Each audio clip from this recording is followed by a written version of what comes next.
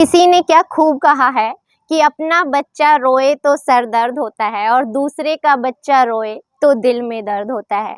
वहीं खुद की बीवी कुछ बोले तो बड़बड़ाती रहती है, ताने मारती रहती है, और वहीं दूसरे की बीवी कुछ भी बोले तो ऐसे कहते हैं कि मानो आपके मुंह से तो फूलों की वर्षा हो रही है। ये एक सिर्फ कहावत नहीं है, एक सच्चाई है आज की पाश्चात्य संस्कृति की, जहां पर लोग अपनी पत्नी से ज्यादा दूसरों की पत्नी पर मोहित हो जाते हैं। पहले के बड़े बुजुर्ग कहा करते थे कि अपनी थाली से ज्यादा हमेशा दूसरे की थाली में ही घी ज्यादा दिखाई देता है, और वही शायद पुरुष वृत्ति में ये एक चीज है, देखी गई है कि खुद की पत्नी कितनी ही सर्वगुण संपन्न क्यों ना हो, लेकिन दूसरे की बीवी हमेशा ही अच्छी और सुंदर लगती है। ये कहानी भी कुछ इसी आधार पर टिकी हुई है, एक ऐसी पाश्चात्य संस्कृति पर जहां पर लोग अपनों की वैल्यू ना करके दूसरों की वैल्यू किया करते थे। लेकिन जब ये कहानी लोगों के सामने आती है तो लोग सोचने पर मजबूर हो जाते हैं, समझ नहीं पाते कि पति पत्नी का इतना पवित्र रिश्ता, जिसको इतना ज्यादा पवित्र माना जाता है, हर धर्म में हर ग्रंथ में इसको सबसे ऊपर की मान्यता दी जाती है, सबसे बड़ी तवज्जो दी जाती है, उसी रिश्तों को लोग एक छोटी सी खुशी के लिए, एक छोटे से पल के लिए बर्बाद कर देते हैं, दांव पर लगा देते हैं। लेकिन जब ये बात लोगों के सामने आती है तो लोग एक बार तो कह उठते हैं, क्या यही पाश्चात्य संस्कृति है? अगर ऐसी ही होती है तो हमें ऐसी संस्कृति नहीं चाहिए। नमस्कार, मैं ज्योति गौड़, और आज की जो मैं सच्ची कहानी आपको सुनाने जा रही हूँ, ये सच्ची कहानी है केरल जिले का एक इलाका लगता है कोट्टायम करके। कोट्टायम में एक बड़ा अच्छा परिवार था। वहीं की एक लड़की थी, नाम था अनुराधा। अनुराधा नाम एक काल्पनिक नाम है, आप इसी नाम से इस लड़की को जानिएगा। अनुराधा एक मिडिल क्लास फैमिली से बिलोंग करती थी, एक छोटे से परिवार से, जहां पर उसे शुरू से सिखाया जाता था कि पति ही परमेश्वर है, जिसके साथ आपके 7 फेरे हो गए उसके साथ ही आपको अपना पूरा जीवन बिताना है, वो जैसा कहता है वैसा मानना है। यानी मतलब उसके लिए आज के बाद आगे का जीवन जैसा भी रहेगा वो पति के ऊपर निर्भर रहेगा, पति ही उसके लिए सब कुछ है। इन सारी चीजों को सीखते हुए सोनम की शादी एक बहुत ही अच्छे रसूखदार फैमिली में हो जाती है। एक ऐसा परिवार जो अनुराधा के परिवार से बहुत ऊंचे दर्जे पे था, बहुत अमीर था, अमीर घराने से था। यानी मतलब लड़की छोटे से ओहदे से एक बड़े घर में पहुंच जाती है। अब ये जो परिवार था, ये एक ऐसा परिवार था जहां पर पार्टियां, महफिलें सजना, ये सब चीजें आम थी। यहाँ के लोग बड़ी बड़ी पार्टियां अरेंज किया करते थे, बड़ी बड़ी पार्टियों में घूमने ले जाया करते थे, बड़ी बड़ी पार्टियों का आयोजन होता था, और ऐसे ही वक्त बीतता रहता है। कुछ समय तक सबको सामान्य चलता रहता है, क्योंकि लड़की अभी नई नई घर पर आई थी और अपने पति के साथ एक खुशहाल जीवन जी रही थी। उसके पति भी उसे घुमाने के लिए ले जाते थे, कभी कहीं पर घुमाने ले जा रहे हैं, कभी कहीं पर। इन सब के साथ कभी लॉन्ग ड्राइव पर जा रही है, इन सब के साथ वो बेहद खुश है, सब कुछ सामान्य चल रहा है, पति उसे बेहद प्रेम करते हैं। बस एक परेशानी थी अनुराधा को, जो उसके पति हैं ये पाश्चात्य संस्कृति को ज़्यादा बढ़ावा देते हैं। ये चाहते हैं कि ये जो उसकी पत्नी है ये मॉडर्न की तरह रहे, एकदम ऐसी जैसे शहरी लड़कियां रहती हैं इस तरीके से रहे। और इसके साथ साथ जब वो उसके साथ रिश्ते बनाता था तो उन रिश्तों में कुछ चीज़ें अप्राकृतिक भी होती थी। ये चीज़ें उसे अच्छी नहीं लगती थी, वो इस चीज का विरोध भी करती थी कि हम पति पत्नी, हमारे बीच प्राकृतिक संबंध हो सकते हैं, लेकिन अप्राकृतिक संबंध मेरे दिल को चोट पहुंचाते हैं। लेकिन वो नहीं मानते थे। अब वो पत्नी थी, आखिर विरोध भी कब तक करती।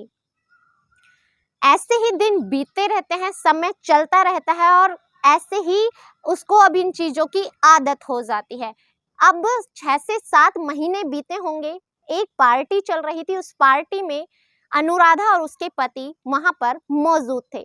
उस जगह पर मौजूद हैं, तभी वहाँ पर जो उसके पति हैं वो बोलते हैं अनुराधा से कि अनुराधा, मैंने ज़्यादा पी ली है और शायद ज़्यादा पीने की वजह से मैं होश में नहीं हूँ। मैंने जो कमरा बुक किया है मैं उसका तुम्हें नंबर देता हूँ, तुम वहाँ जाओ और जा कर के वहाँ पर बैठ जाओ।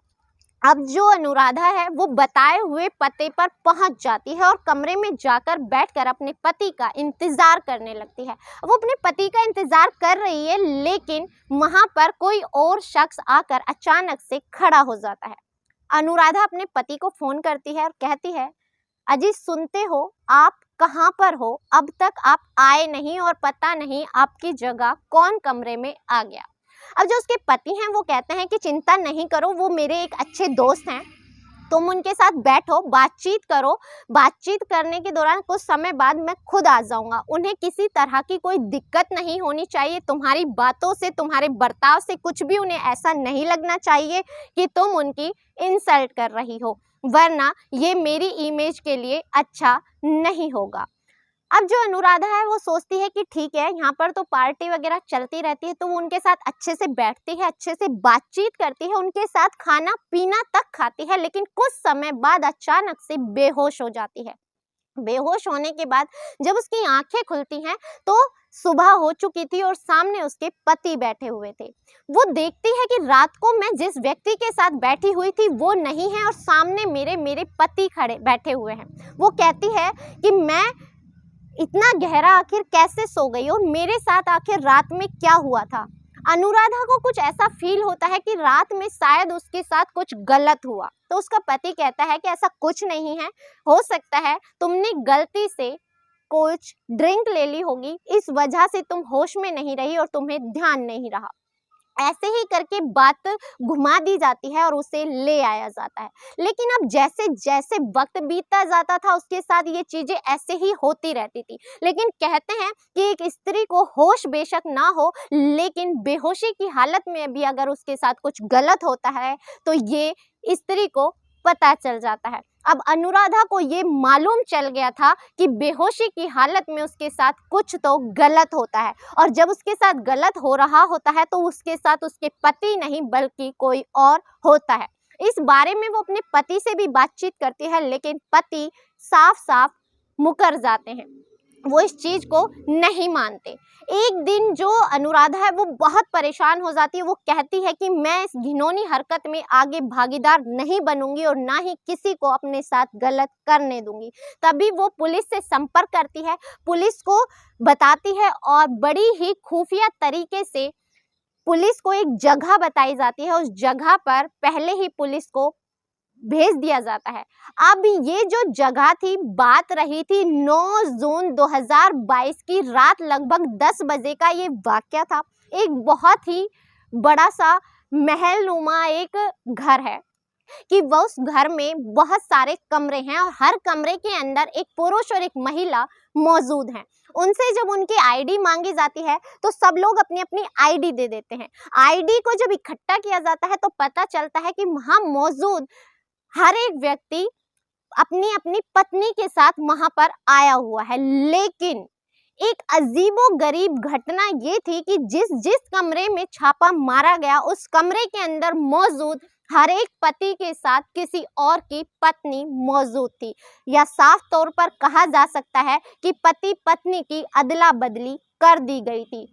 अब जैसे ही ये मामला सामने आता है तो उनके फ़ोन जब्त कर लिए जाते हैं। फ़ोन जब्त करने के बाद जब उसकी जांच की जाती है तो पता चलता है कि एक टेलीग्राम ऐप है और एक मैसेंजर ऐप है। इन पर इन लोगों ने ग्रुप बनाए हुए हैं और ग्रुप बना करके उसके अंदर डाला गया है कि जिनकी बीवियां सबसे ज़्यादा खूबसूरत हैं उनकी ही डिमांड सबसे ज़्यादा होगी, और यहाँ पर पत्नियों को एक के बदले दूसरी पत्नी से बदल दिया जाएगा और उसके बदले में एक अच्छी खासी रकम भी दी जाएगी। ये एक उनके लिए एक खेल था, एक तरह से आप लगा सकते हैं कि मनोरंजन का साधन था, जिसमें पति कोई और होता था और उनके साथ किसी और की पत्नी को बिठा दिया जाता था, और सोनम के साथ भी लगभग यही हो रहा था। उस ग्रुप में जो मौजूद थे लगभग 1000 लोग थे। 1000 लोगों में महिलाएं भी थी, पुरुष भी थे, लेकिन किसी को उस बात से ऐतराज नहीं था, क्योंकि सभी पाश्चात्य संस्कृति को फॉलो कर रहे थे। उनके लिए एक मॉडर्न ज़माना, ये एक चीज़ें आम थी, उनके लिए सारी चीज़ें सिर्फ मनोरंजन का एक साधन थी। लेकिन जो अनुराधा थी वो एक बहुत ही छोटे परिवार से थी, जहाँ पर उसे ये सब देखने को नहीं मिला और ना ही उसे ये सब पसंद आता है, और अंत में वो पुलिस से संपर्क करती है और हर एक व्यक्ति को उस मामले में पकड़ लिया जाता है और उनके खिलाफ जांच की जाती है। उसके बाद क्या होता है ये तो पुलिस के ऊपर निर्भर है, लेकिन अनुराधा ने इस चीज़ को बढ़ावा नहीं दिया, बल्कि उसके खिलाफ आवाज़ उठाई।